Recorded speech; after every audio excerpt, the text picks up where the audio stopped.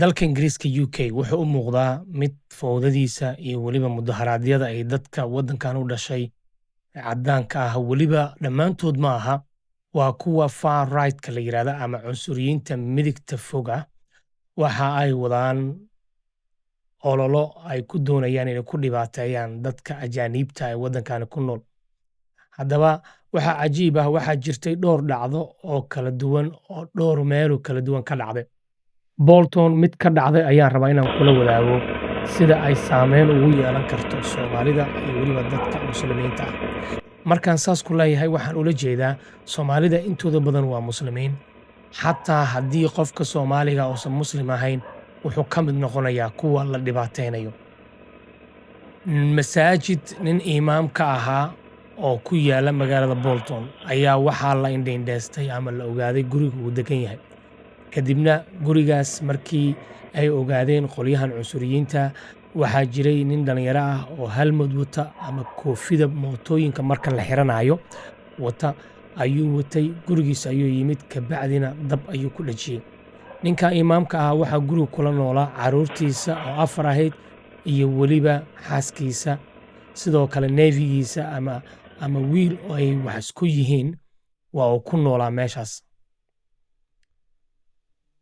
Xaaskiisa iyo carruurtiisa ayaa halkaas ku noolaa. Gurigii dab ayaa lagu dhajiyey. Ugu dambeynna waxay noqotay in gurigaasi uu gebi ahaanba gubto. Ninkaas imaamka ah muslimka ah dabcan ilaa hadda warbaahinta maysan shaacin dal ahaan meeshu ka soo jeedo, laakiin waxay u badan tahay waddamadan Asia inuu ka soo jeedo. Sababta loo ceersanayo ama loo dhibaateynayna waxay tahay maxaad qof muslima u tahay.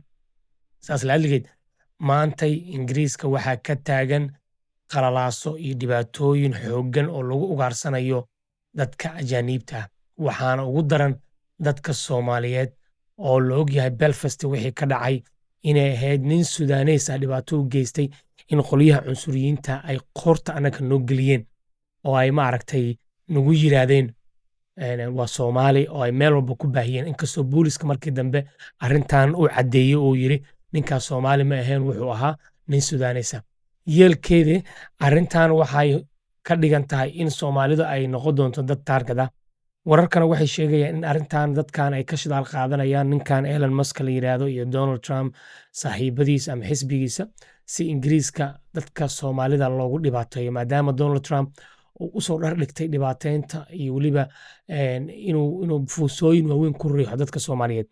Marka Soomaalida Ingiriiska joogta meel kasta aad ku sugantihiin sida Ireland ku dar weliba oo hadda laga soo sheegayo qalalaaso xooggan iyo weliba dadka mudaharaadyada inay ugaarsanayaan dadka Soomaalida ama dadka madowga ah.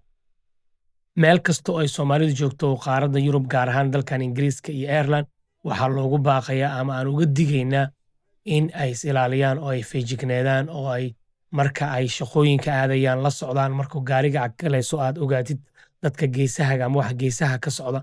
Haddaa bas saarantaa isku day inuusan qof gadaashaada fadhiisan. Haddii aad gurigaaga furayso kale inaad gadaashaada fiiriso oo aad iska ilaaliso. Waxa cajiib aan kuu sheegaa waxay tahay Soomaalidu waxaa la degan dad kale oo caddaan ah waddankan degan.